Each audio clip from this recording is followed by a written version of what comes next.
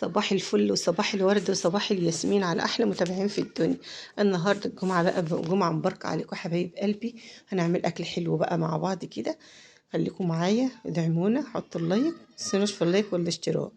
غسلنا طبعا الفراخ بقى بدقيق وملح وخل، وبصوا مظبطناها تمام التمام، وبعدين شطفناها شطفه حلوه كده. وجينا بقى هنا هنعمل ايه الخلطه اللي هنحطها على الفراخ. بس اهم حاجه الاول تحط اللايك. هنا بقى حطينا حله على النار كده. طبعا انا عايزه اعمل حبه شوربه علشان اسقي المحشي بتاعي منها، وكمان نشرب منها شويه شوربه على المحشي. يعني طبعا الاطفال طبعا عارفين انها بتحب الشوربه مع الاكل. فقلت بقى اعمل حبه كده ايه، حتتين تلاتة كده من الفراخ. شوحتهم ونزلت عليهم ببصلايه وشويه من الفلفل وطماطمايه، وقمت مشوحاهم كده وحاطه الشوربه بتاعتي. هنا بقى جيت على النار طبعا علشان ايه اقلل للمحشي. طبعا هنا مسكت حطيت قليت البصلة كده، صفرتها وقمت حاطة الصلصة وسبتها تتسبك. وجيت هنا عشان اعمل تتبيلة الفراخ.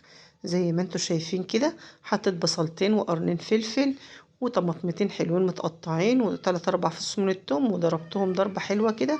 وجيت بقى هنا عشان احط التوابل بتاعتي، حطيت فلفل وملح وكمون وكزبرة وشوية من البابريكا وشوية من الملح، زي ما انتوا شايفين كده حبايب قلبي، وشوية من الصوص كده. وحطيت بقى ايه شوية من الزيت، معلقتين تلاتة كده من الزيت زي ما انتوا شايفين كده. قلبت الخلطة دي كلها على بعضها كده. وجيت بقى حطيت الفراخ بتاعتي زي ما انتوا شايفين كده في الصينية اللي هطيبها فيها. تمام. خليكم معايا، اوعوا تغيروا في المحطة ولا تروحوا في اي حتة. حطيت بقى معلقة من السكر على على الخلطة دي. نسيت اقول لكم ان انا حطيت معلقة من السكر. جيت بقى هنا قعدت ادخل في جيوب الفراخ كده، يعني تحت الجلد كده، احط الخلطة دي تحت الجلد كده. وهسيبها بقى معايا كده ساعة ولا ساعة ولا نص ساعة ولا حاجة. لو عايزة تبيتيها بيتيها. هنا بقى كانت خدت وضعها كده. وجيت بقى هنا غسلت الرز علشان طبعا اطيب المحشي، الف المحشي. زي ما انتوا شايفين كده، كنت سبكت الصلصه بقى، كانت سبكت معايا وزي الفل كده. نزلت بالملح، وكنت طبعا حاطه التوابل في الصلصه. جيت بقى خرطت الخضره زي ما انتوا شايفين كده حبايب قلبي، ونزلت بيها كده ايه، خرطتها يعني حزمتين خضره كده. كزبره وشبت. لو عايزه تحطي بقدونس حطي، بس انا ما حطيتش بقدونس، حطيت كزبره وشبت بس. خرطتهم بالمقص كده زي ما انتوا شايفين. وسلقنا الكرنب بقى واحدة، يعني مرات ابني بتسلق الكرنب كده. وانا ايه طبعا بعمل خلطة المحشي زي ما انتوا شايفين كده. قلبت بقى كده، حطيت معلقتين كده ثلاثة من الزيت. وكمان قلبتهم عشان بيديله فرفرة حلوة كده. وقلبت بقى الرز بتاعنا كده الجميل بتاع المحشي. وطبعا رحت بقى احشي، علشان ايه مش هحشي قدامكم عشان طبعا انتوا عارفين لف المحشي ازاي، كلنا عارفين. بس لما تيجي تلف بقى المحشي تخلي بين الصبع والتاني فراغ كده. هنا بقى كانت اللحمة اللي انا حطيتها عملت بيها الشوربة. حطيتها برضو عشان تتحمر كده مع الفراخ وتستوي برضو معاها كده تمام التمام. خدنا كده شوية شوربة، يعني ضربنا عصفورين بحجر. وهنحط بقى الفراخ بتاعتنا دي على النار من فوق. هنا حطيناها غلت غلوتين كده، ودخلتها بقى الفرن كده، خدت شويه كده في الفرن. بصوا طلعها حلوه قوي. هنا كنت لفيت بقى صينيه محشي كده وحطيتها مع الفراخ. حطيت الفراخ فوق وهي تحت كده، زي ما انتوا شايفين كده حبايب قلبي. بس والفراخ مستويه معايا وتحفه تحفه تحفه تحفه، بجد جميله جدا جدا جدا.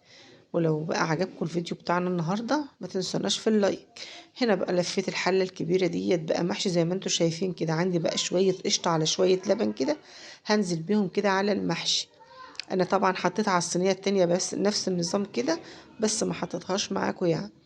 وهنا بقى هاخد بقى الخلطة الجميلة، الإدام يعني اللي نازل من الفراخ. ده خلى المحشي في حتة تانية خالص، واداله بقى ايه طراوة كده حلوة، وخلى المحشي معانا زي الزبدة كده.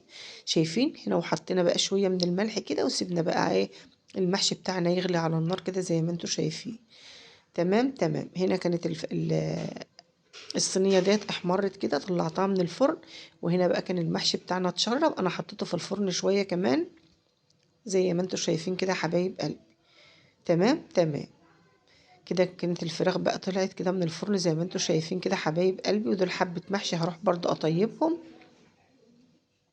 هنا بقى طلعت بقى صينية المحشي كده من الفرن.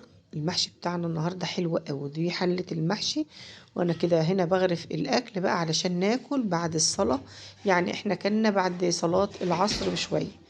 لان احنا كنا فاطرين متأخر بعد الصلاة، وقلنا بقى مش هناكل الا ايه وش المغرب كده.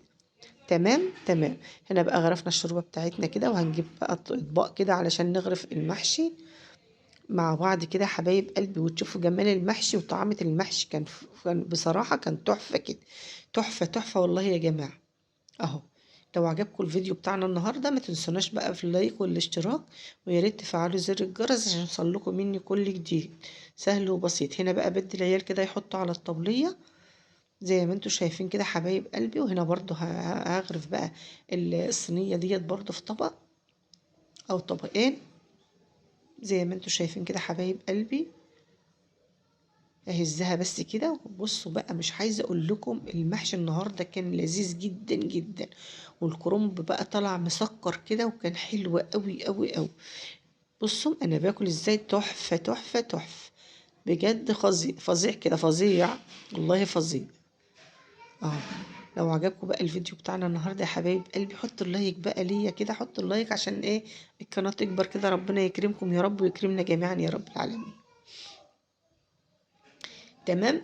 هنا حطينا بقى الاكل على الطبليه بقى، واشوفكم بقى في فيديو جديد حبايب قلبي. يا رب بقى الفيديو يعجبكم النهارده ويكون خفيف على قلبكم.